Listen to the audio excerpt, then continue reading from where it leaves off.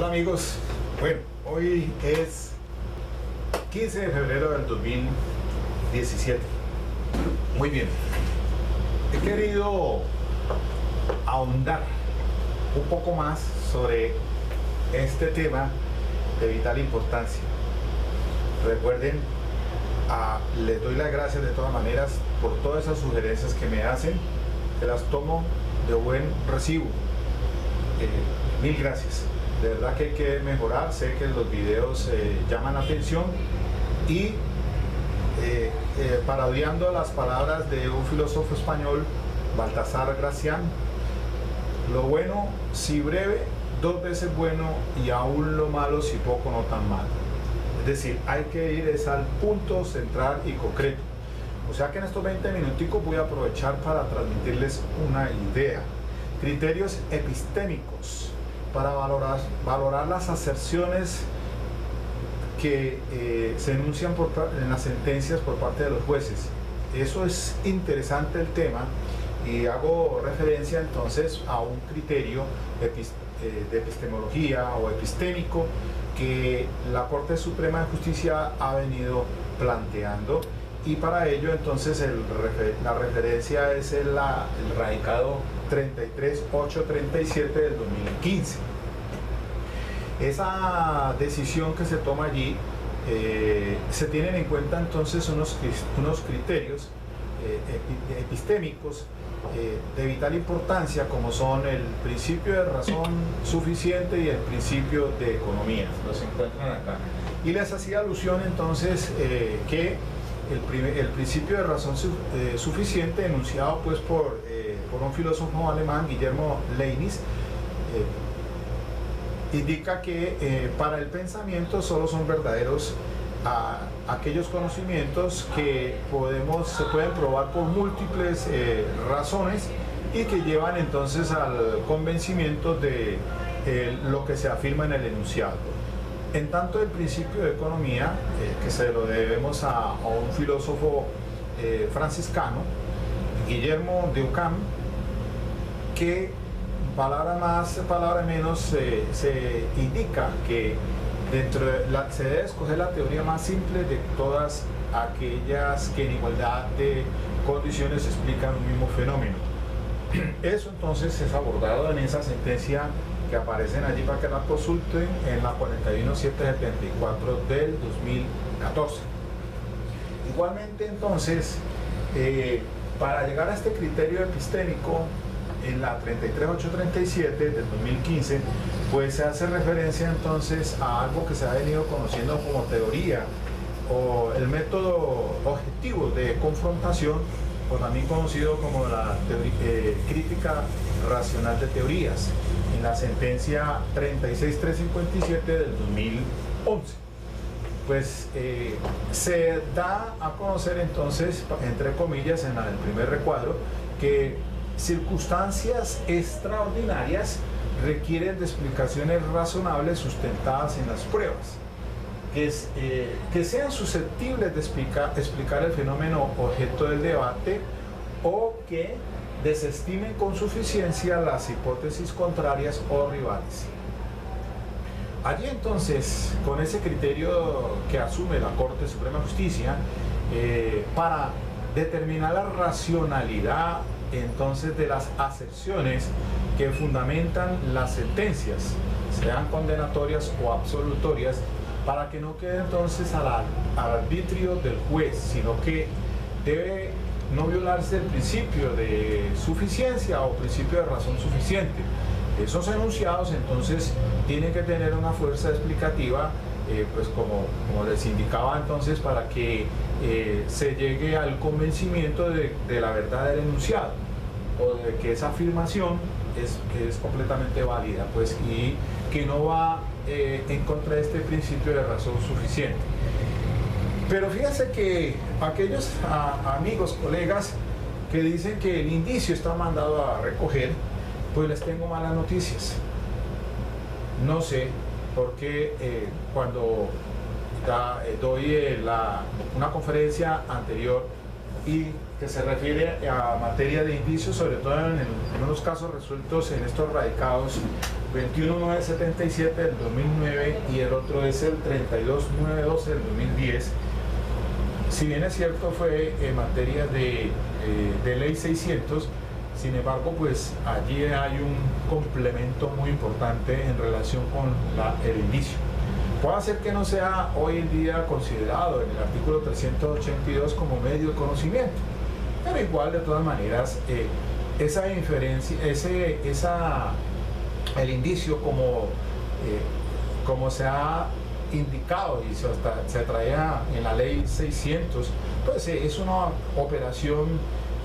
en la que el funcionario, a partir de unos hechos que indican o indicadores probados, llevan entonces a determinar ese hecho que se quiere probar, el hecho indicado. Entonces, aquí, para ir complementando un poco más acerca de los criterios epistémicos, la Corte Suprema de Justicia, me encuentro en esta sentencia 43916, y también como materia de consulta, unas anteriores decisiones de la magistrada Patricia Salazar Cuellar, como son los radicados 46153 del 2015. Ahí también aparecen unos más recientes, el 44950 de enero de este año y el 44741 también del 2017, todos en una temática que viene la línea jurisprudencial por parte de la sala mayoritaria de la Corte Suprema de Justicia, en este caso con ponencia de la doctora Patricia Salazar. Cuando estudia esta sentencia 43916 del 2015, pues para volver otra vez acá al tema de las circunstancias extraordinarias que requieren de explicaciones razonables con las pruebas debidamente introducidas al juicio, y hablando pues de la crítica racional de las teorías o la teoría del caso, pues se indica que, por ejemplo, en la 43916 del 2016, que en el plano epistémico existen unos presupuestos básicos de la estructuración y demostración de las teorías que las partes pretenden hacer valer ante el juez. Entonces, ahí está la crítica racional de las teorías. Cuando se presenta una teoría del caso por parte del ente acusador y ella va a llevar al juicio oral, cuando se presenta ese escrito de acusación es porque hay una probabilidad que se va a desvirtuar la presunción de inocencia en el juicio oral, en el desarrollo del juicio oral. La defensa, entonces, por su parte, también entonces estará en la posibilidad de presentar una teoría en igual condiciones o tal vez o superior, de mayor envergadura a la del ente acusador, para que resista la crítica en el juicio y se logre probar esos presupuestos básicos de estructuración y demostración que se pretenden entonces llevar al juicio oral. Dice aquí, entonces, sigue diciéndose en la parte inferior, en el recuadro, dice: si alguno de esos aspectos no es demostrado, es posible que la fuerza inferencial del hecho indicador disminuya o desaparezca. Así se encuentra pues en el contenido, en el contexto de la 43916 del 2016. Dice acá en este recuadro que estoy señalando acá que se debe demostrar cada uno de los elementos estructurales de un acerto. Cuando está diciendo esto, pues es precisamente los criterios epistémicos para determinar la racionalidad de las aserciones que se enuncian por parte del fallador. Un ejemplo, entonces, en el caso que se cita por la Corte Suprema de Justicia en la 43916, habla de la incorporación de las evidencias físicas y de los elementos materiales de prueba. Se ha de tener en cuenta unos requisitos para la cadena de custodia, para evitar que se altere, porque el artículo 216 dice que podría dar lugar a una alteración. Sin embargo, frente a esa cadena de custodia, para obviamente que tenga esa inferencia razonable y llegue a un poder de demostración en el juicio oral. Pues sin embargo la Corte ahora en este radicado 44.741 del 2007 en relación con, dice la Corte que cuando hay fallas en cuestión de la cadena de custodia, pues para demostrar la autenticidad se podrá emplear cualquiera de los elementos de conocimiento del artículo 382. Es decir que entonces, fíjese bien que para demostrar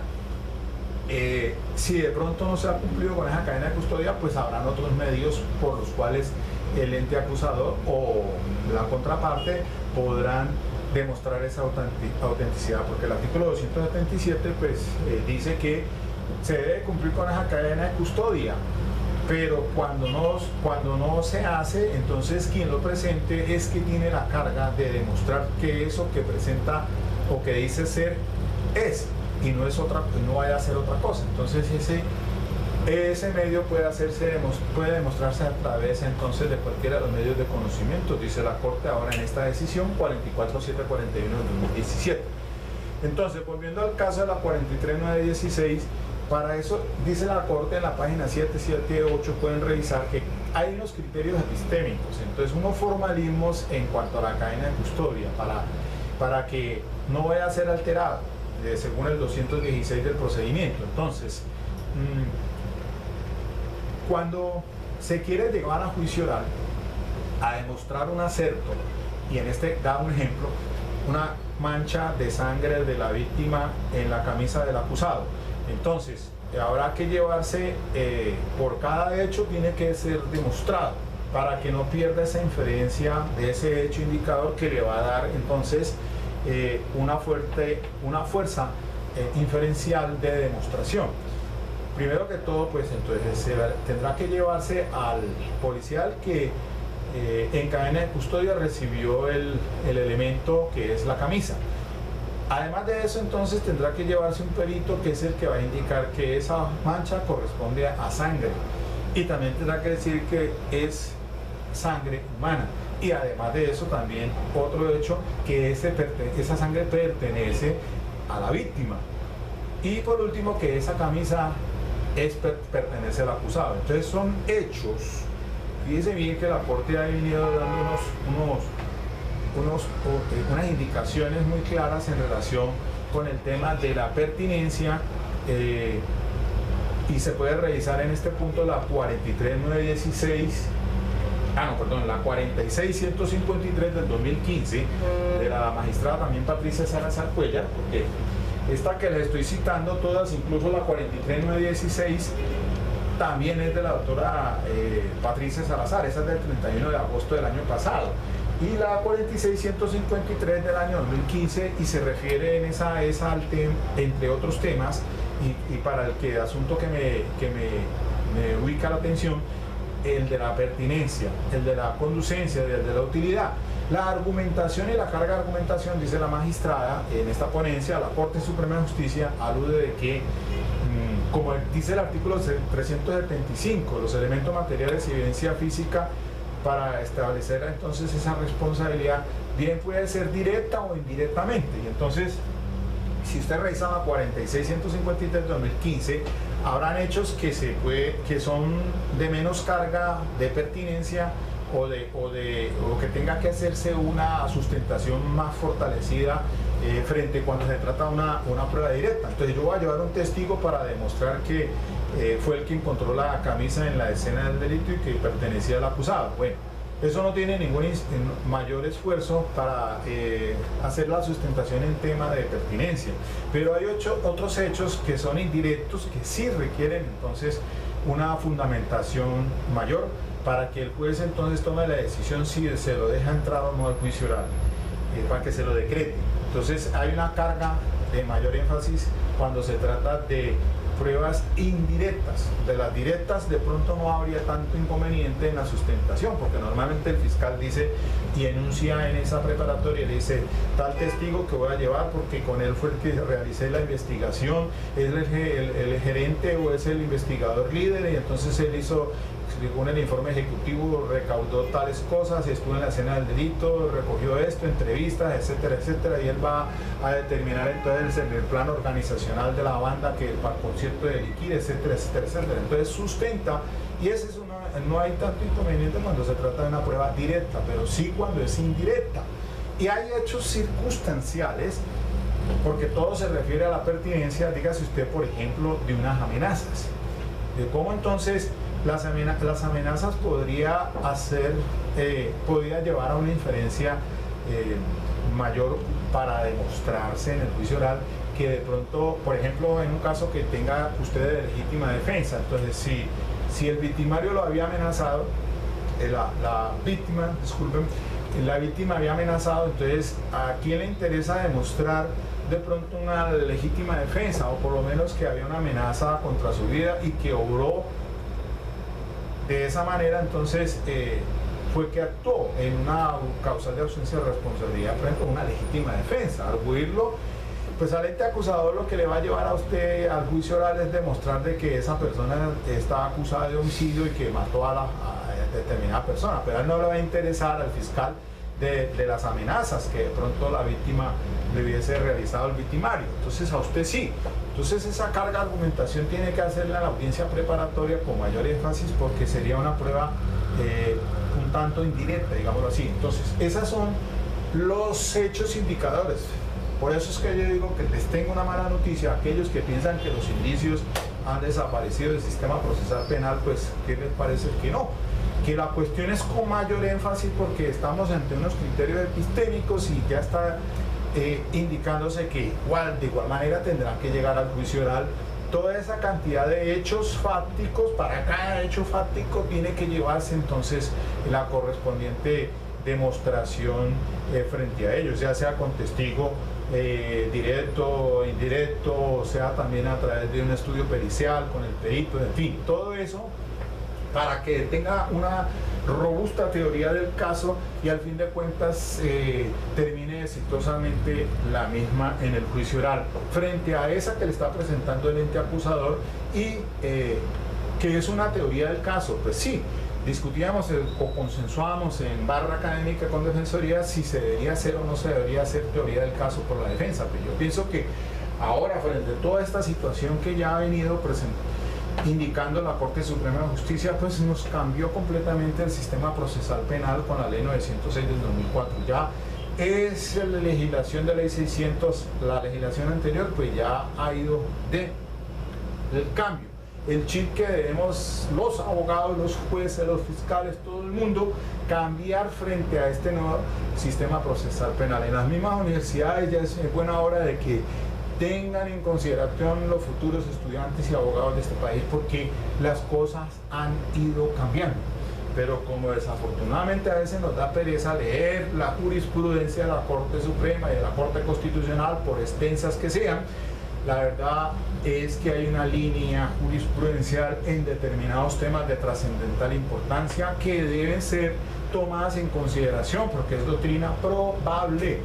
Y ahí la misma jurisprudencia ha indicado, o la Corte Suprema ha dicho pues que 3 decisiones en un mismo tema pues son doctrina probable, y eso está todavía establecido. No creamos, es decir, está bien el imperio de la ley, pero la línea jurisprudencial es muy importante, y creo que este trabajo que yo hago es precisamente difundir un pensamiento, transmitir una idea de lo que está entonces entrando cada día a través de la casación de la Corte Suprema de Justicia. Pues bueno, ahí les dejo entonces, en realidad pues sí, efectivamente estos criterios epistémicos para determinar la racionalidad de las acepciones y que no sea el arbitrio del juez frente a la teoría del caso que presente el fiscal o el ente acusador y que presente la defensa. Ahora viene la contienda en el juicio oral frente a esa confrontación de teorías. Va obviamente a tener una mayor incidencia y un resultado mejor en la forma que se logra demostrar las teorías que pretenden hacer valer ante el juez. Ok, bueno mis queridos amigos, lo bueno sí breve, dos veces mente bueno, y aún lo malo si poco no tan malo, decía Baltasar Graciano. Ok, hasta la próxima, seguimos con estos interesantes temas y gracias por sus comentarios.